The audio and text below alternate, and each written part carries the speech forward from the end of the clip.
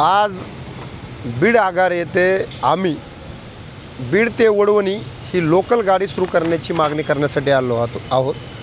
ही G S T आहे ती आपल्या इथल्या पांगरबावडीपासून ते पुढे वांगी फाटा, त्याच्या पुढे शिवनी फाटा, नंतर जरूड फाटा, बाबळखुंटा फाटा, मौजवाडी फाटा, ते मौज, ब्रह्मगाव, डेक्कन मोहा, श्री क्षेत्र घोषणा टेकडीचा फाटा, त्याच्या पुढे बक्करवाडी फाटा, घाटसावळी, मैंदा, पोखरी इथपर्यंतचे जे जे गाव मध्यंतरी येतात त्याच्यामध्ये आपलं काळेगाव, आंबेसावळी, मौजवाडी, कुटेवाडी, भवानवाडी, वांगी, हे निर्मळवाडी, हे जे गाव आहेत ह्या सगळ्या गावातील विद्यार्थ्यांना या बसची खूप आवश्यकता आहे। सध्या इतक्या प्रचंड गर्दीमध्ये त्या रूटला बस आहेत की विद्यार्थ्यांना बसता येत नाही आहे, ज्येष्ठ नागरिकांना बसता येत नाही।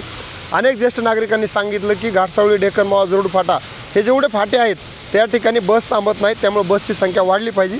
म्हणून आज आम्ही हे निवेदन घेऊन सगळे युवक त्या भागातले आलेलो आहोत आणि ही बस सुरू करण्याची मागणी केली आहे। त्यासोबतच केसापुरी, आंबेसावळी मार्गे जी केसापुरीची बस आहे ती मुक्कामी बस देखील सुरू करण्याची मागणी केली आहे आणि ज्या ई बस आहेत त्या थांबवण्यात याव्या, जेणेकरून किमान त्या डेक्कन मोहा किंवा घाटसावळी या ठिकाणी तरी थांबाव्यात, अशी मागणी ह्या युवकांच्या विद्यार्थ्यांच्या वतीने करण्यात आली आहे। आगार प्रमुख, विभाग निरीक्षक हे सगळे पॉझिटिव्ह आहेत। यावर येत्या 20 दिवसामध्ये कारवाई करू आणि एक बस सुरू करू आणि जे ज्या डेपोच्या गाड्या थांबत नाहीत त्या थांबण्याचे पत्र काढू, असं त्यांनी आश्वासन दिलं आहे।